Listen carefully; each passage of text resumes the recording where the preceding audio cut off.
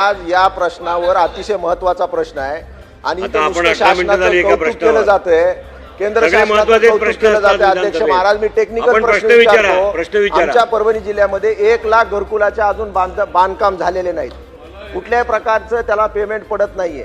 18 अशी मिनिटं दुर्दैवी झालेली अवस्था आहे. या योजनेची. सगळ्या प्रश्नावर सगळ्यांना कसं अध्यक्ष संधी महाराज मिळेल, साहेब? बोलू द्या ना. अध्यक्ष महाराज, चला बोला, आपण बोला.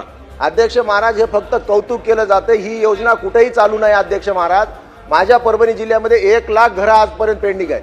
माझे मंत्री महोदयाला एवढीच विनंती आहे की आपण हे किती दिवसात पूर्ण करणार.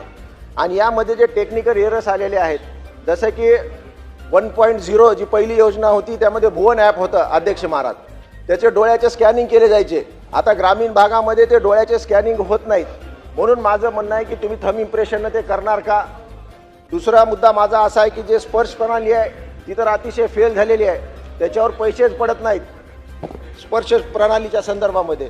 आणि 2.0 जी योजना सुरू केलेली आहे त्याच्यामध्ये पंतप्रधान आवास योजना ॲप हे जे सुरू केलेलं आहे त्याच्यामध्ये अध्यक्ष महाराज, आज तर तुम्ही घराला व्हिजिट करायला गेले, ऐका ना, प्रश्नच विचारतोय, तर ते आज जर स्थळ पाहणी केली त्याची लॉन्डिट्यूड परत मॅच होत नाही. अध्यक्ष महाराज, तर ते आपण करणार का.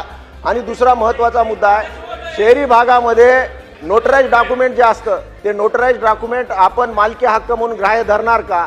गायरान जमिनीवर जे लोकांनी घरं बांधलेले आहेत त्याचा मालकी हक्क आपण ग्राह्य धरणार का. हे आमचे 2-3 मुद्दे आहेत. अध्यक्ष महाराज, मंत्री महोदय जसं काय जाहीर सभेत उभा टाकलेत असे भाषण करतात, टेक्निकल मुद्द्यावर त्यांनी प्रश्नाचं उत्तर द्यावं, अशा प्रकारची माझी विनंती आहे. आप देख रहे हैं लोक भारत टीवी। मैं मुख्य संपादक मिर्जा इदरीस। अगर आपको हमारी रिपोर्ट अच्छी लगी हो तो सब्सक्राइब, लाइक, शेयर, कमेंट करना बिल्कुल ना भूलें। देखते रहे लोक भारत टीवी। धन्यवाद।